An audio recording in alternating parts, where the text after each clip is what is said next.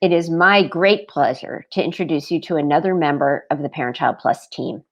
Marcella Taylor, our new Washington program manager, is a Parent Child Plus parent graduate with a fierce passion to empower other parents to become their children's first and most important teachers.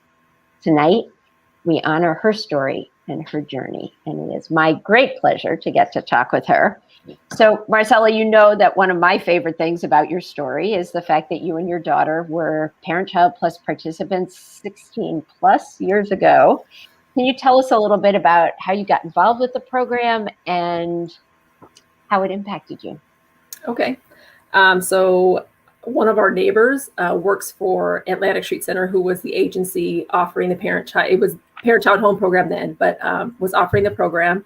And she noticed that there were things that her dad and I were doing with our daughter, Taylor Corrine, that kind of fit, that aligned really well with the program. And so she talked to me about it, and her dad, Taylor Corrine's dad, and I discussed it, and we decided, well, why not? You know, we want, like most parents, we want what's best for our daughter. We wanted her to have a strong foundation. And so we just said yes.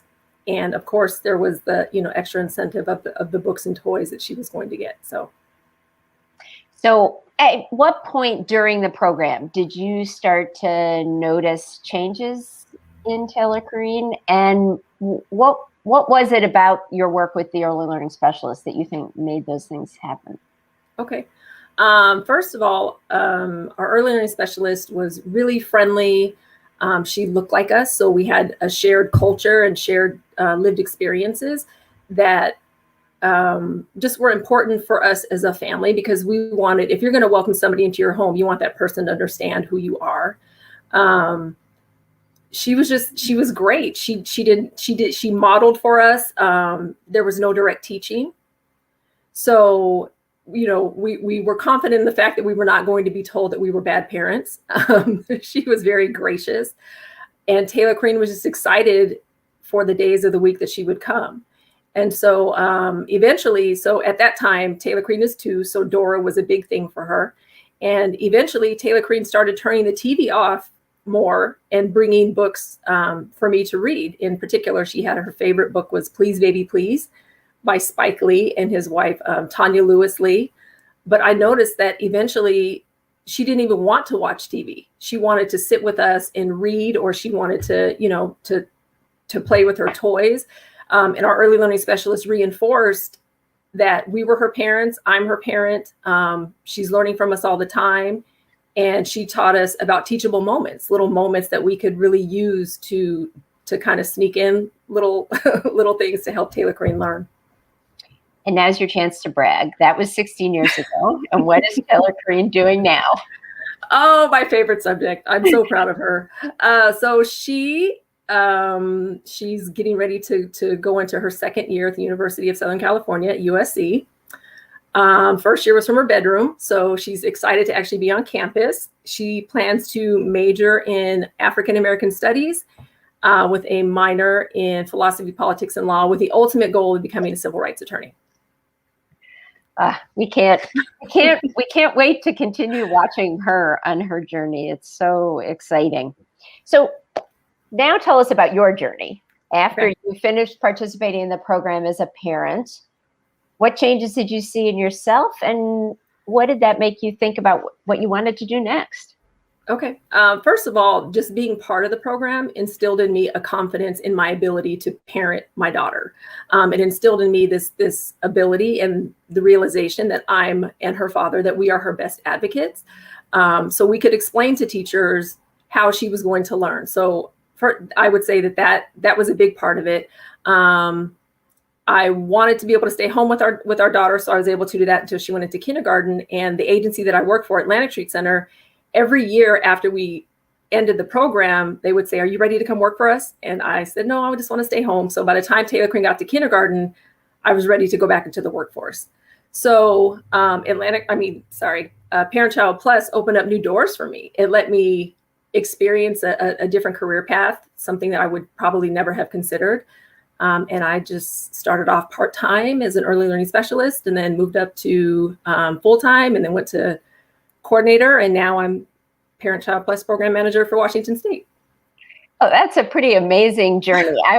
And we're going to dig into that a little more, but I want to go back to one of the first things you said about the impact of the program on you, because I think it's such an important message about the work that we do, which is that it prepared you, it armed you to be your daughter's academic advocate and to advocate for her throughout school. And I often think that that's one of the most important things the program does. You know, I think people think, oh, the home visitor comes and they read books and play with toys and they're getting that child ready for school. But really what you're doing is getting the parent ready for school and to navigate school with and for their child.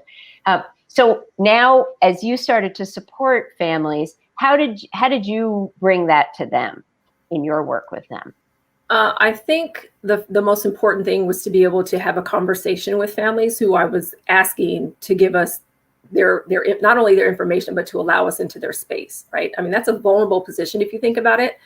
You're saying, come into my space. And for a lot of Black and brown families, like we are, there's also some other things that are attached to it. There's a general distrust of agencies coming in, like, what are you going to do with our information? Why do you want this information?